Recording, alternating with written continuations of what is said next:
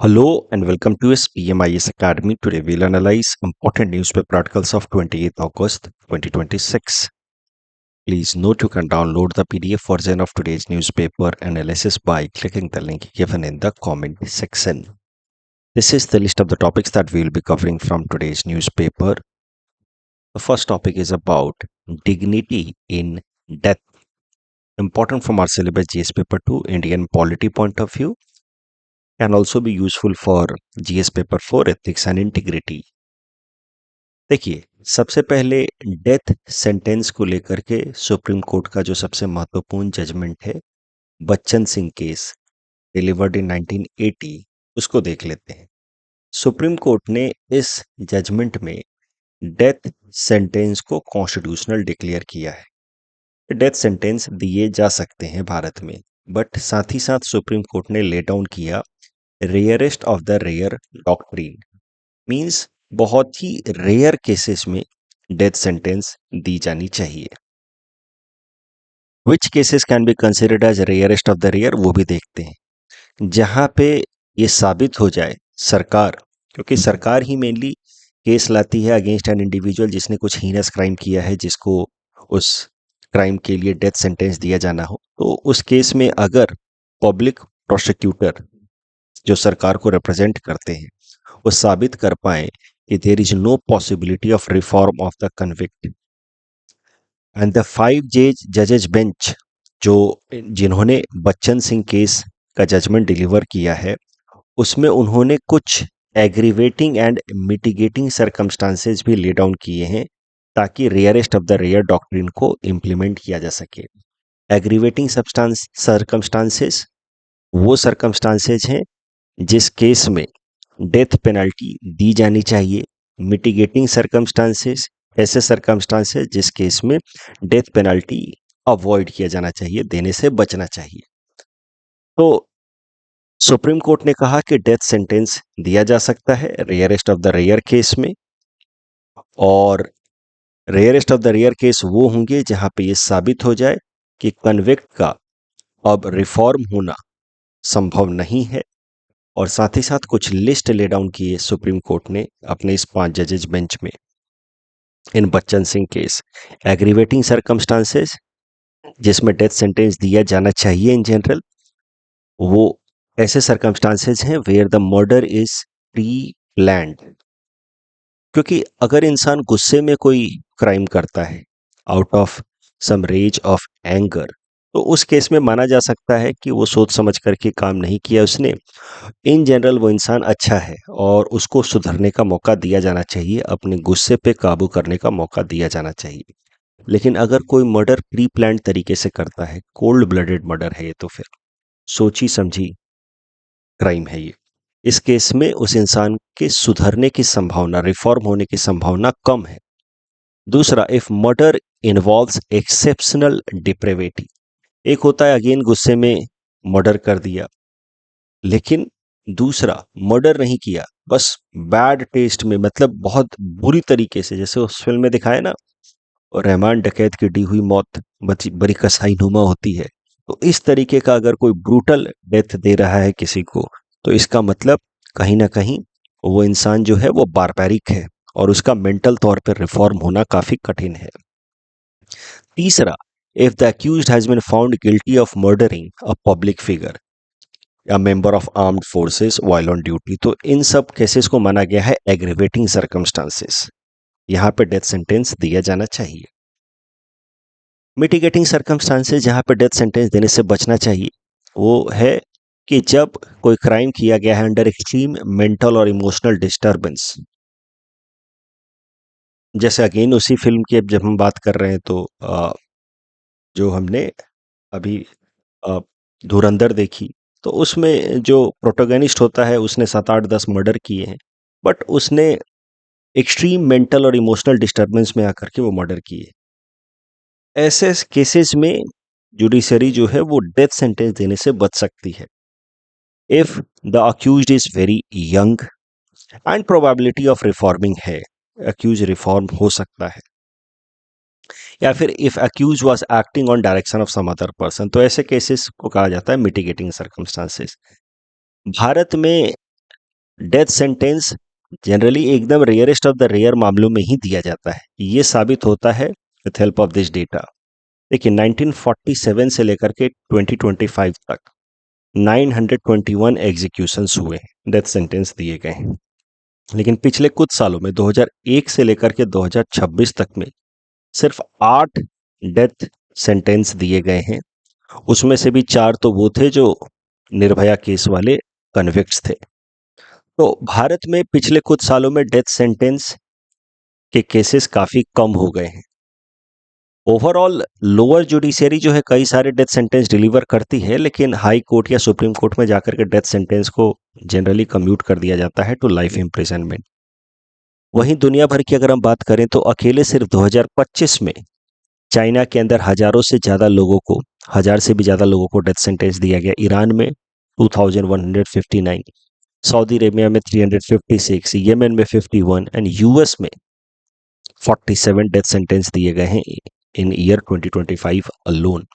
तो भारत के अंदर डेथ सेंटेंस इन जनरल कम दिए जाते हैं, ये साबित होता है with help of this data. अब आज का जो ये आर्टिकल है, it is not about death sentence. Death sentence तो भारत में दिया जाता है, that too in rarest of the rare case. लेकिन कैसे अगर किसी कन्विक्ट को जुडिशियरी डेथ सेंटेंस अवार्ड करती है तो उस केस में वो एग्जीक्यूशन कैसे होना है, उसको लेकर के भारत में हैंगिंग प्रिस्क्राइब किया गया है कि the convict must be hanged by neck till he or she is dead. तो भारतीय नागरिक सुरक्षा संहिता में डेथ सेंटेंस के बारे में कहा गया है कि shall be delivered by hanging. और हैंगिंग करते वक्त प्रॉपर साइंटिफिक अप्रोच लिया जाता है कि जो कन्विक्ट है उसकी वेट कितनी है, हाइट कितनी है, और उस हिसाब से फिर गैलोस तैयार किया जाता है ताकि उसको ऐसे ड्रॉप किया जाए कि जल्दी ही वो अनकॉन्शियस हो जाए और उसकी डेथ हो जाए। दुनिया के कई सारे देशों में अलग अलग व्यवस्था है डेथ सेंटेंस डिलीवर करने की। जैसे हैंगिंग की व्यवस्था ज़्यादातर देशों में है। 58 countries including India, Bangladesh follows hanging. Lethal injection दिया जाता है चाइना में, यूएस में, वियतनाम में। Stoning in Iran, Nigeria, Saudi Arabia, Sudan, UAE, Yemen. Saudi Arabia में बिहेडिंग भी की जाती है। अब भारत के अंदर ये मेथड ऑफ एग्जीक्यूशन क्यों न्यूज में आया है, वो इसलिए क्योंकि एक पीआईएल फाइल किया गया सुप्रीम कोर्ट में, जहां पे आर्ग्यू किया गया कि hanging is a cruel, painful and undignified process and it violates article 21, right to life and personal liberty. And article 21 includes right to life and personal liberty along with right to die with dignity as well। आपको पता है ना कि supreme court ने Maneka case में right to life का जो ambit है उसको एक्सपैंड कर दिया आर्टिकल 21 में, right to life with dignity उसमें इंक्लूड कर दिया। और ना सोनबाग केस में सुप्रीम कोर्ट ने right to die with dignity को भी एक इनहेरेंट एस्पेक्ट बताया आर्टिकल 21 का। तो जो प्रिजनर्स हैं, जो मरने जा रहे हैं, कन्विक्ट हैं, उनको भी हमें डिग्निफाइड तरीके से ट्रीट करना है। ऐसा नहीं कि अब तो तुम मरने जा ही रहे हो तो अब तुम्हारी किस बात की राइट टू लाइफ या राइट टू डेथ, अब तुम्हारा कोई भी अधिकार है नहीं, तो उसको जैसे मर्जी आए वैसे ट्रीट करे। That is not permissible. Even a convict who is on death row has to be treated with dignity till the very end. That is expected as per Article 21 of the Constitution। तो इसी argument को लेकर के फिर एक PIL file किया गया कि हैंगिंग तो काफ़ी पेनफुल है, क्रूअल है, और ये कहीं ना कहीं right to die with dignity article 21 को वायलेट करता है ऑफ द कन्विक्ट्स। और इस कारण से दूसरे लेस पेनफुल मेथड जैसे कि लीथल इंजेक्शन जो इस्तेमाल किए जाते हैं चाइना में और अमेरिका में, उनका इस्तेमाल भारत में भी शुरू किया जाए। सुप्रीम कोर्ट ने इस पीआईएल को रिजेक्ट कर दिया। सुप्रीम कोर्ट ने कहा कि hanging does not violate article 21, it is a humane method if it is properly administered, क्योंकि hanging leads to quick and certain death. तो इस कारण से सुप्रीम कोर्ट ने कहा कि नहीं, हैंगिंग को आर्टिकल 21 का वायलेशन नहीं माना जाना चाहिए। साथ ही साथ सुप्रीम कोर्ट ने कहा कि हाँ, भविष्य में कोई और अगर ऑब्जेक्टिवली ऐसा मेथड डेवलप होता है जो लेस पेनफुल है, मोर डिग्निफाइड है, तो उस केस में हैंगिंग को रिप्लेस करके वैसे मेथड को अडॉप्ट किया जाना चाहिए। बट अभी तक ऐसा कोई साइंटिफिक बेसिस नहीं है जो साबित कर पाए कि lethal injection is more humane in comparison with hanging. और इस कारण से भारत में अभी हैंगिंग कंटिन्यू रहेगा for death convicts, death sentence के लिए। सुप्रीम कोर्ट ने 1983 में इसी तरीके का जजमेंट दिया था, Deena versus Union of India case, जहां पे सुप्रीम कोर्ट ने अपहेल्ड किया था hanging as constitutionally valid method. अब ये पूरा टॉपिक मैंने इसलिए कवर किया है ताकि आपके दिमाग में एक बात मैं बैठा सकूं कि dignity continues, right to have dignity is there for even those people who do not have right to life। जीवन का अधिकार छीना जा सकता है लेकिन डिग्निटी का अधिकार नहीं छीना जा सकता till the very end, even for those who have engaged into rarest of the rare crime. ये है एक डेमोक्रेटिक सेटअप का थॉट प्रोसेस या फिलॉसफी।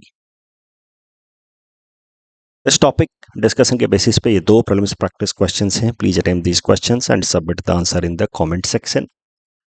जो आइडिया हमने डिस्कस किया उसके बेसिस पे ये प्रश्न है, राइट टू लाइफ में B extinguished through constitutionally valid death sentence but right to dignity survives till the very and.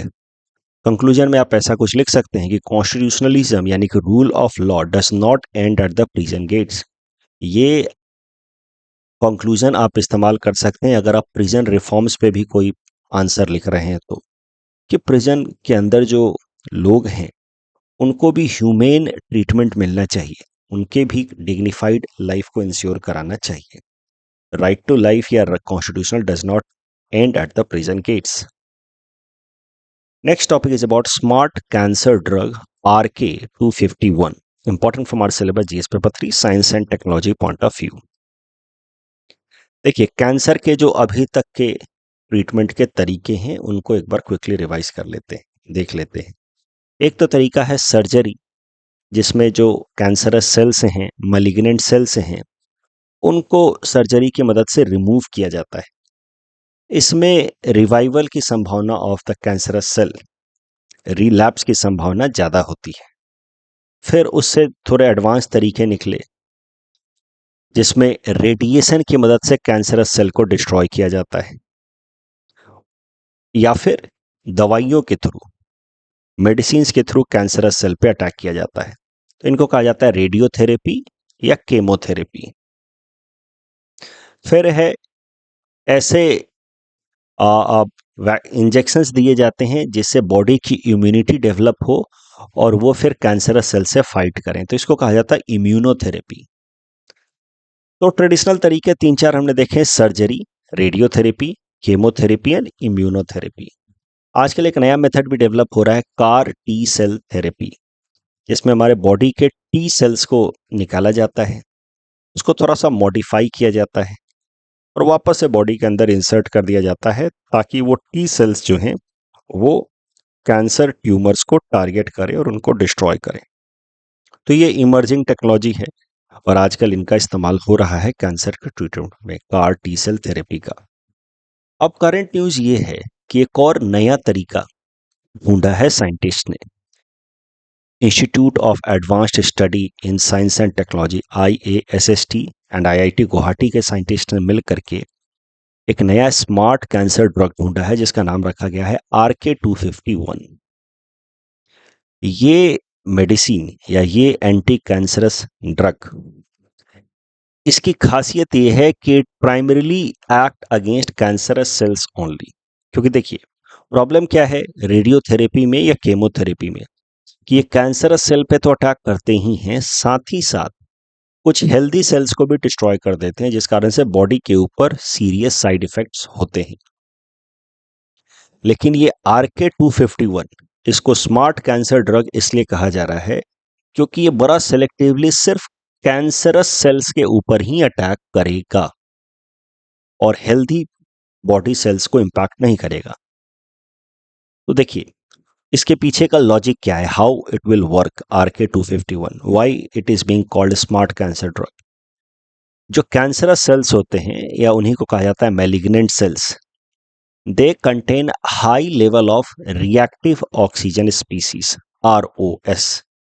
अभी RK-251 it remains inactive in normal sales, क्योंकि वहां पे ROS तो है नहीं, बट इसको ऐसे डिजाइन किया गया है कि जैसे ही किसी भी सेल के अंदर ROS लेवल ज्यादा होगा, रिएक्टिव ऑक्सीजन स्पीसीज ज्यादा होगा, वहां पे RK-251 एक्टिव हो जाएगा। तो जैसे मान लीजिए कि ये हेल्दी बॉडी सेल है, इसके अंदर रिएक्टिव ऑक्सीजन स्पीसीज नहीं है, तो यहाँ पे RK-251 एक्टिव नहीं होगा।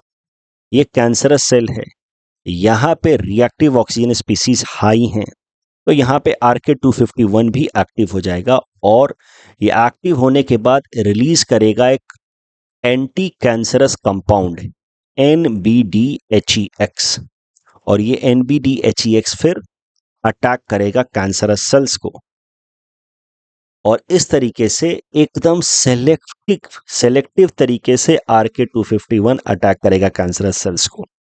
इसीलिए it is being called smart cancer drug, क्योंकि कन्वेंशनल केमोथेरेपी हो, रेडियोथेरेपी हो, it can damage both cancerous as well as healthy cells and can produce significant side effects. RK-251 represents targeted, tumor-activated, therapeutic approach, reducing damage to healthy cells. इस topic के basis पे दो prelims practice questions हैं. Please attend this questions and submit the answer in the comment section. Next topic is about Lodestar initiative, multi hazard early warning system for Guwahati. Important from our syllabus GS paper 3 disaster management as well as GS paper 5 Assam issues point of view. News ये है कि load star नाम का एक low cost multi hazard early warning initiative लाया जा रहा है, मेनली फॉर गुवाहाटी सिटी. तो ये अलग अलग तरीके के हजार्ड, जैसे कि एक्सेसिव रेनफॉल से होने वाला फ्लैश फ्लड या लैंडस्लाइड, इन सब के केस में हमें अर्ली वार्निंग प्रोवाइड करेगा ताकि हम प्रॉपर अडेप्टिव एक्शंस ले पाए, प्रिवेंट कर पाए किसी भी मेजर कैटेस्ट्रॉफी को. तो ये जो lodestar multi early hazard warning system develop किया जा रहा है गुवाहाटी सिटी के लिए, it is being developed under India Netherlands collaboration. Indian and Dutch knowledge will be used for development of lodestar. इसमें भारत की तरफ से अलग अलग टेक्निकल इंस्टीट्यूशन जैसे कि IIT Guwahati, IIT Tirupati, IISc Bengaluru, ये सब काम करेंगे. Assam state disaster management authority ये भी इन्वॉल्व होंगे. ये करेगा क्या load star? It will combine AI processes along with real-time weather monitoring in order to provide us early warning. तो सबसे पहले load star will be used mainly for urban flooding. यह डिटेक्ट करेगा कि कहाँ कहाँ पे फ्लडिंग हुई है, तो हमें ऐप पे दिख जाएगा कि कहाँ कहाँ पे मेजर फ्लडिंग हुई है, किन किन जगहों को अवॉइड करना है. साथ ही साथ ये प्रिडिक्ट भी करेगा कि अगले 1 घंटे में, 3 घंटे में और 6 घंटे में कहाँ कहाँ पे फ्लडिंग हो सकती है. ये कैसे काम करेगा लोड स्टार? तो CCTV networks, rainfall information, hydrological data, इन सब को लेकर के AI बेस्ड प्रोसेसिंग करेगा, जिससे हमें वो सजेशन देगा कि कहाँ कहाँ हमें जाने से अभी बचना है अगले कुछ 6-8 घंटों में. तो इस तरीके से अर्बन फ्लडिंग को प्रिवेंट तो नहीं करेगा, लेकिन उसके अगेंस्ट हमें एक अर्ली वार्निंग सिस्टम जरूर प्रोवाइड करेगा, जिससे उसका इम्पैक्ट को मिटिगेट किया जा सके. टॉपिक डिस्कशन के बेसिस पे प्रीलिम्स प्रैक्टिस क्वेश्चंस हैं. Please attempt these questions and submit the answer in the comment section. Next topic is about ChatGPT's new guardrail on teen safety. Important from our syllabus GS paper 4 ethics and integrity point of view. देखिए हुआ क्या है recently कि एक 16 साल के youngster ने, teenager, जिसका नाम था Adam rain of California, died by suicide in 2025. तो पिछले साल एक 16 साल के बच्चे ने अमेरिका में सुसाइड कर लिया. एडम रेन के पेरेंट्स ने ओपन AI के अगेंस्ट केस किया, साथ ही साथ इसके CEO सैम अल्टमैन के अगेंस्ट केस किया in a court of San Francisco. क्योंकि उन्होंने ये आर्ग्यू किया है कोर्ट में कि एडम रेन चैट जीपीटी पे बहुत ज़्यादा डिपेंडेंट था और चैट जीपीटी से लगातार वो कन्वर्सेशन करता था। उसकी इमोशनल डिपेंडेंसी चैट जीपीटी पे बढ़ गई थी। डिजिटल कॉम्पेनियन की तरह देखता था चैट जीपीटी को, और चैट जीपीटी से जिस तरीके के उसको सजेशंस आए, उन सजेशंस के कारण उसकी जो सेल्फ हार्म की टेंडेंसी है वो बढ़ गई और अल्टीमेटली उसने सुसाइड कर लिया। तो अब इस इवेंट के बाद या इस तरह के और भी कुछ इशू जो सामने आ रहे हैं कि where the youngsters are overly relying on emotional support, overly relying on on AI tools, chatbots for their emotional support. They are looking at the chatbots as their digital companion. इस कारण से जो उनके मेंटल हेल्थ पे issue आ रहे हैं और कुछ एक्सट्रीम केसेस में सुसाइड के मामले बढ़ रहे हैं, इस कारण से open AI has decided to launch a restricted chat GPT system which will be for users who are under 18. उसमें जो रेस्पॉन्स होगा वो काफ़ी अलग होगा। वो इस बात को ध्यान में रख करके चैट जीपीटी रिस्पॉन्ड करेगा कि वो टीनेजर से कम्युनिकेट कर रहा है, तो कोई ऐसा सजेशन ना दे जो किसी भी तरीके से डायरेक्टली या इनडायरेक्टली सेल्फ हार्म या सुसाइड के तरफ इन बच्चों को चैनलाइज करे, ईटिंग डिसऑर्डर को प्रमोट करे, सेक्सुअल कंटेंट प्रिवेंट कर रहा है, emotional dependency, excessive emotional dependency on AI को रिड्यूस करना है। तो इन सब बातों को ध्यान में रखते हुए एक separate ChatGPT experience will be launched by OpenAI. ChatGPT या कंसर्न फॉर या इस तरीके के AI tools, why they are concern for teenagers? Because they are interactive unlike social media platform. Social media का भी अपना खतरा है, इस तरीके के एल्गोरिदम बेस्ड सजेशंस आते हैं जिससे बच्चे जो है सेल्फ हार्म कर बैठते हैं, वो वहां पे भी समस्या है। लेकिन एआई का कैसा, it is more interactive, it responds directly, and that is why youngsters are excessively relying for the emotional responses. Emotional dependency बढ़ रही है on such AI based bots, और इस कारण से अब वहां पे एक प्रॉपर फिल्टर लाने की जरूरत है in order to prevent any psychological harm to the youngsters. और यंगस्टर्स बहुत ज़्यादा एआई टूल्स इस्तेमाल कर भी रहे हैं, तो इस कारण से वहां पे एक फिल्टर लाने की जरूरत है। इस टॉपिक डिस्कशन के बेसिस पे ये मेंस क्वेश्चन है, इस पे मेंस ही क्वेश्चन बनेगा, प्रीलिम्स क्वेश्चन ज़्यादा बनने की संभावना है नहीं। एडम रेन की कहानी याद रखिएगा, ऐसे अगर आ जाता है एआई पे, AI related risk for teenagers, तो वहां पे आप लिख सकते हैं। ये सब 3-4 शब्दों का इस्तेमाल कीजिएगा, digital companionship, emotional dependency, interactive chatbots, इन सब का इस्तेमाल कीजिएगा। There has to be duty of care of the social media platforms as well as AI companies, they need to create safety by design. ये सब टर्म्स याद रखिएगा। कल जब हमने प्रैक्टिस क्वेश्चन लिए थे उसका आंसर देख लेते हैं। Alcoholic liquor for human consumption state list का है, article 47 talks about nutrition and prohibition of intoxicating drinks, low density lipoprotein cholesterol, bad cholesterol. तो तीसरा स्टेटमेंट गलत है, statins are used to control cholesterol not increase it. Verb 102 इससे related तीनों statement सही हैं। Carbon border adjustment mechanism address carbon leakage, यहाँ पे तीनों स्टेटमेंट सही हैं। मखाना से अगेंस्ट अगेन तीनों स्टेटमेंट सही हैं। That's all from our side for today, thanks for watching.